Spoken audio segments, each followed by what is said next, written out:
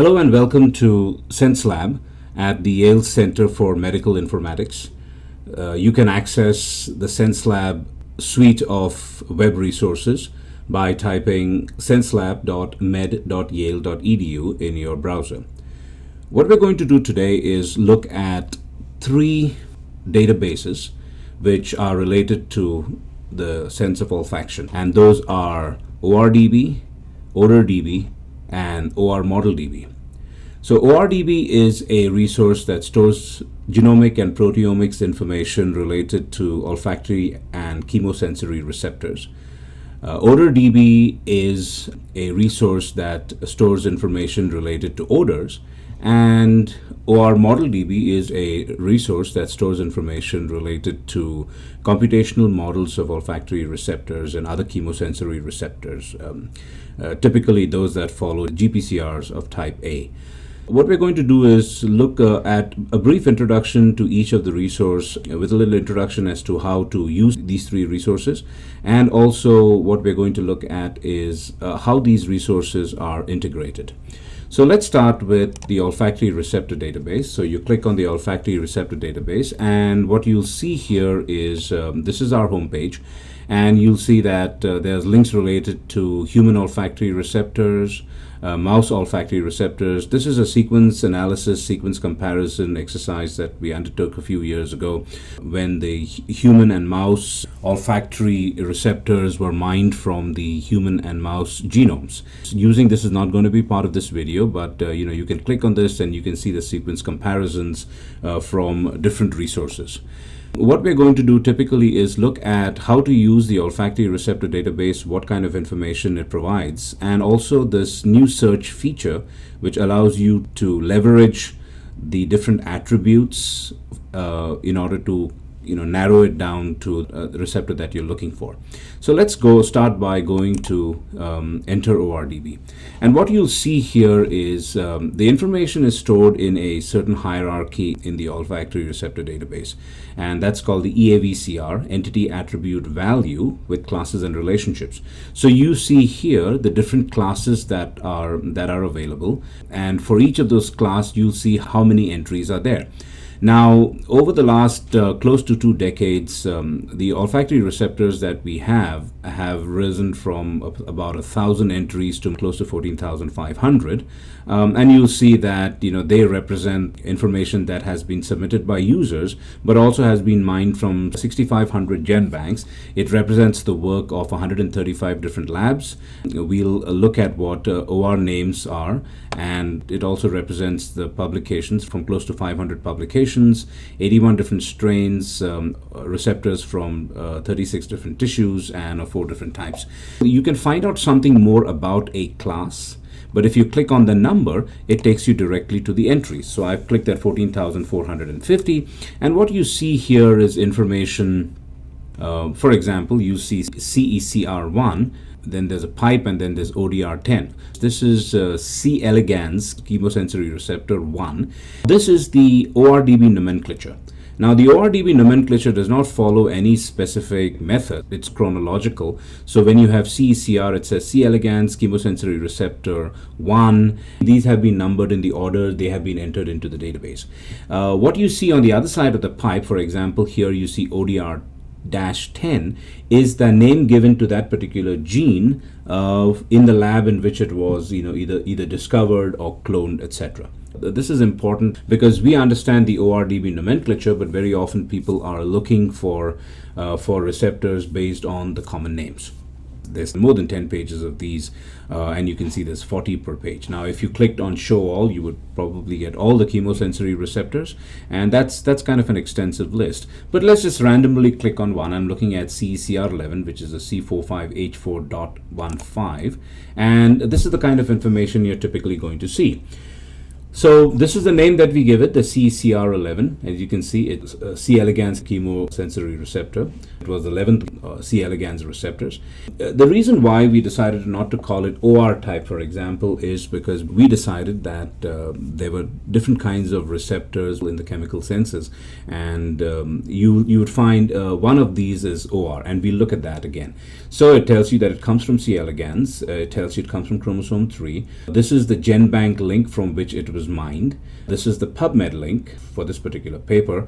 And while we mined the information from GenBank, this came from the labs of Donald Wilson. Okay, so Donald Wilson is stored in here. It's a full-length sequence, and you can see the nucleotides. For example, here you can see the amino acid sequence here. It tells you that it came from a genome project. It didn't come from a cDNA. It has a SwissProt or now XPazy link. There's no model available for it, and there's no microarray available for it, but you'll see that these attributes are important because they might actually be populated for other receptors. To put this particular entry in the perspective of the database schema, so the olfactory receptor is stored as a class, okay, or an entity. Now this entity has descriptors or properties which are called attributes. So all these are attributes related to this particular entity, and these, the values, so that's the EAV, the entity, the attributes, and the values. Okay. Now you'll also realize that some of the information, bits of information here, are also stored as entities.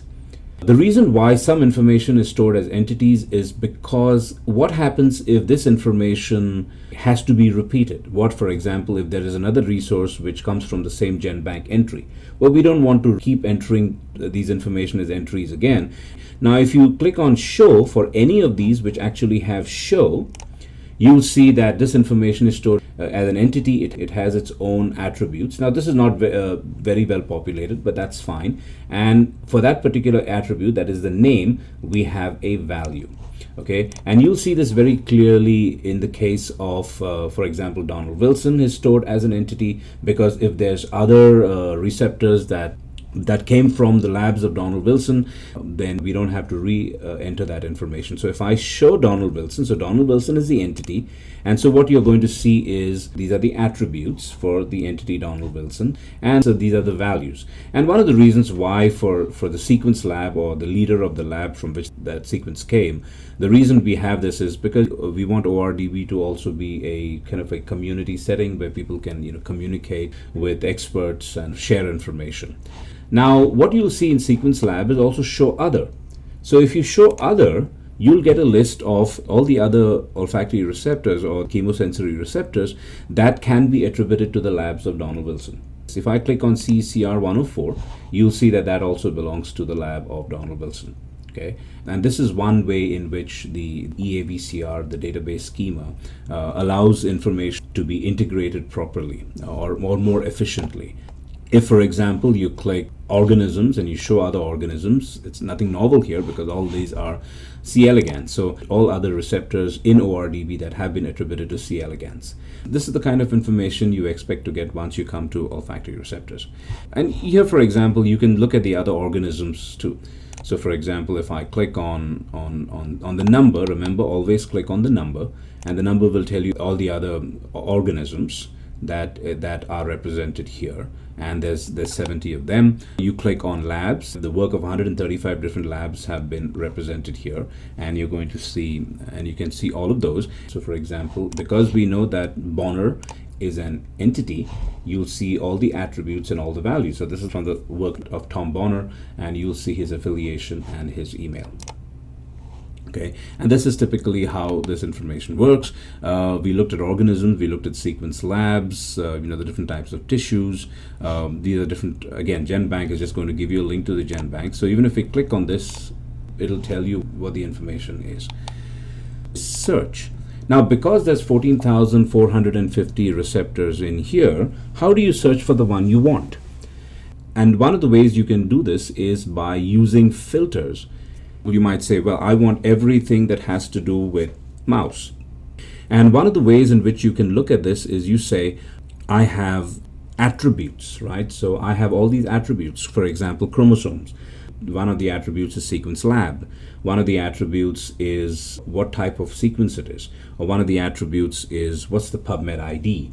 So if I know that particular PubMed ID, I can go in and put that PubMed ID and I can find all the receptors that are ascribed to that particular ID.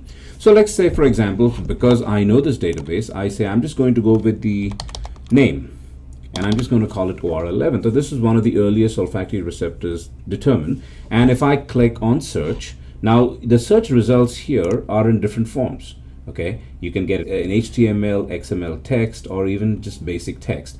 But if I say, let me click on HTML, and if I click on OR11, I get OR11. This entry is, it's the olfactory receptor like. It's OR11. It's an olfactory. Remember the previous one we saw was C. elegans, so it was CECR. This is ORL. And the reason why we call it olfactory receptor like and not olfactory receptor is because we realize that these have been found in different tissues, including things that are remote from the olfactory processing centers, like the skin or the liver. And therefore we said, let's just call it olfactory receptor like. And you'll see that this comes from rat. This comes from the olfactory epithelium, which is a tissue. It's on chromosome 11. There's a GenBank entry. So if we click on the GenBank entry, it'll actually take you to GenBank and you'll see that particular GenBank entry.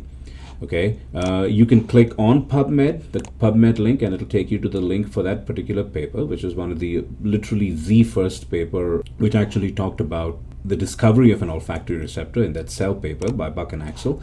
So you can see the information for Richard Axel and Linda Buck. It tells you its full length. It tells you that 2 ligands have been, or odorant molecules have been shown to activate this particular receptor. It tells you the nucleotide sequence. It tells you the amino acid sequence. It tells you it came from a cDNA. And we do have molecular models of this, and we can look at that later. We also know that there is functional analysis done on this particular receptor, and PubMed for this functional analysis of this particular receptor, and a molecular model has been seen here. And it's also part of a microarray experiment. So this is another description of the olfactory receptor. So now this is OR11, but I knew that it was OR11. So what if I needed to look for OR11? So one of the things, I could go back to the search and I say, let's say I don't know the name of this. But if I click on new here, I say, okay, I know it came from the rat. What you see here are all the attributes. So I go to organism, and if I hit the lookup table and I just start typing rat, the program knows that it's the binomial name for rat.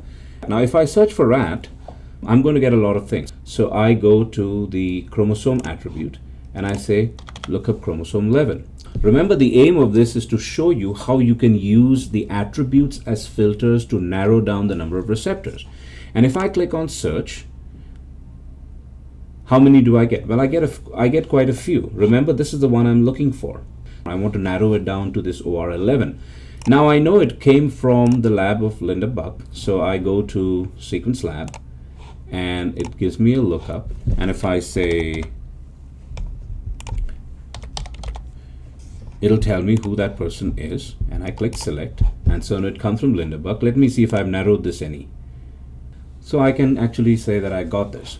Click on OR11, and this is exactly what we saw. So we can go back one.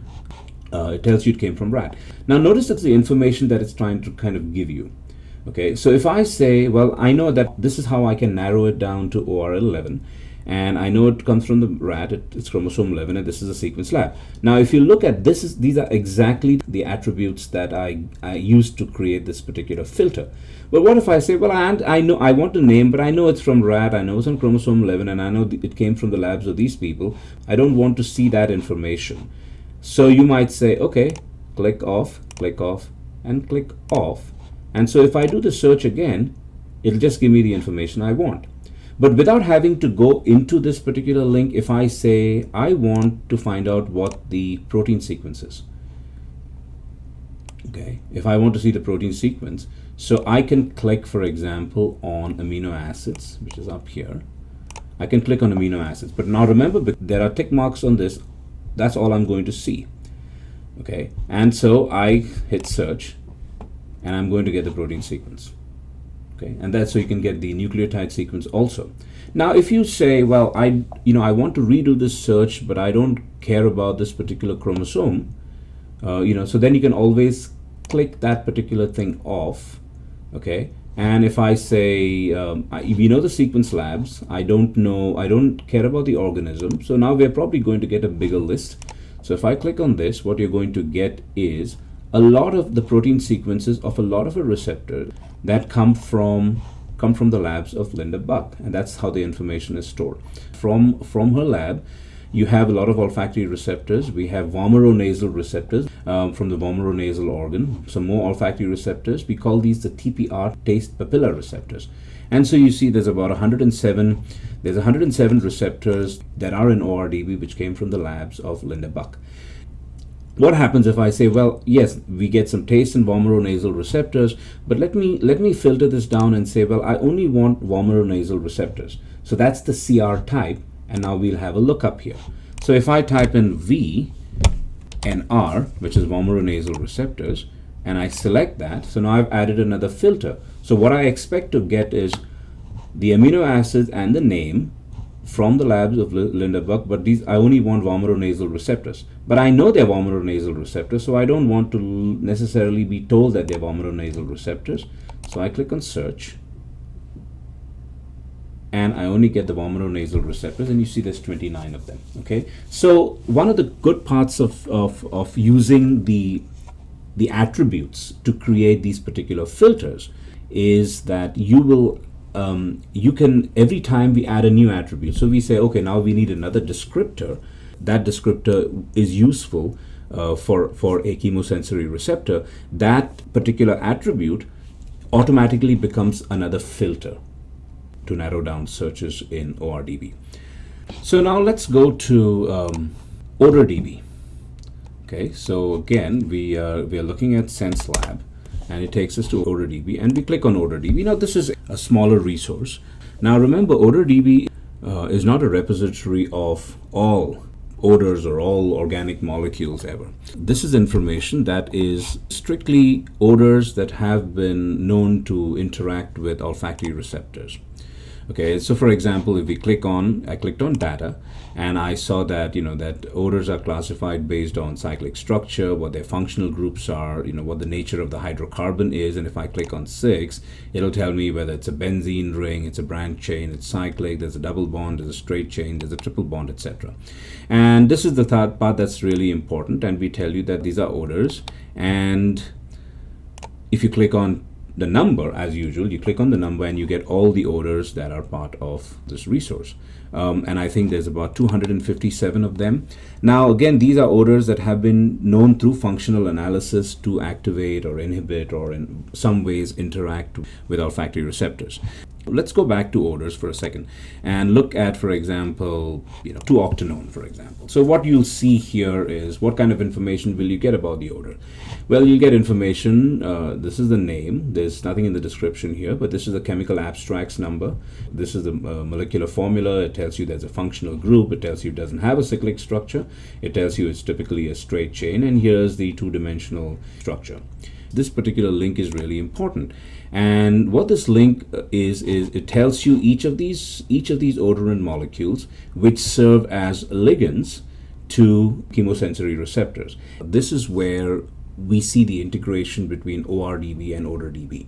So remember, in ORDB we call these odors. In ORDB, these are ligands. Okay, so when you look at that ligand attribute, for example, for ORL11 it was octanal and heptanal. These are the odors in ORDB, and this is kind of important. So for example, we look at plus carbone, and you click on number, and you see all the receptors in ORDB are known to interact with carbone. So you can click on that link. It'll take you to the ORDB entry, and this is how ORDB and ORDB are integrated. Okay, and so this is your typical ORDB. Obviously, this is a receptor which comes from mouse. And again, you can look at the PubMed. It tells you what the strain of the mouse is, and it tells you the common names. And let me just tell you about the common name. If, for example, you clicked on the human and mouse ORs, so this is a nomenclature given by the lab of Stuart Firestein when they mined mouse ORs from the Celera resource, and this is a name given by by the labs, by the people in the labs of Barbara Trask when they mined the information. And obviously, this is in terms of functionality, it's a well characterized receptor. This is kind of a very important link. The OR by ligand is an important link because it tells you, for every odor, which receptors have been known to interact with it. That is about as much as I will talk about OdorDB. And if we go back to the SenseLab resource, let's click on the last one, and this is relatively new. And you go to the olfactory receptors model database, and we look at what these models are. So you click on model, and you see that this is relatively scant as far as its information is concerned, but it largely represents the state of this kind of work. And for example, you'll see that there's 8, and there's a lot more. But the good part about all of these databases is that the infrastructure does exist to rapidly populate when necessary. So we'll just go to one of these. This is the ORL, the ORDB link, the ORL 3137, and this is the common name given to it by the lab where this was cloned or identified. So let's click on this, and what you see here is this is the information that you typically have. It tells you it's the OR model. It's the OR model 2 because it's the second one entered. It tells you there's a GenBank. So if we click on GenBank, it will open the GenBank link for this. Okay, so there's one way in which it integrates with its source. There's a PubMed, which will take you to the PubMed link. And it tells you that this is a chemosensory receptor. These are the other common names that were given. This comes from the HORD database, which is adopted by Hugo. This comes from the Synomics work on mining olfactory receptors from the genome. And this comes from, I think, the European Bioinformatics Institute, the EBI. And so there's others like other names which are similar olfactory receptors, and there's the link to the PubMed of the computational work that was done on this receptor. This comes from the Weizmann Institute. What else do we see? We use the JMOL where you can actually see this particular receptor, the modeling work done. And again, those of you who know and you can use JMOL, you see if you right click on it, you can get all kinds of ways to visualize this. Typically JMOL is what is being used in, and there's some other viewers too, in PDBs, and you can actually manipulate within the web. Now remember, there is no crystallographically determined structure of an olfactory receptor. So these models are typically computational, and because they're computational, you will see that there's different notions and ideas that go into creating a model. And because we want people to be really interested in sharing models, sharing ideas, working on refining models, etc., what we've also done is included the PDB file. And this is how one way we can share models.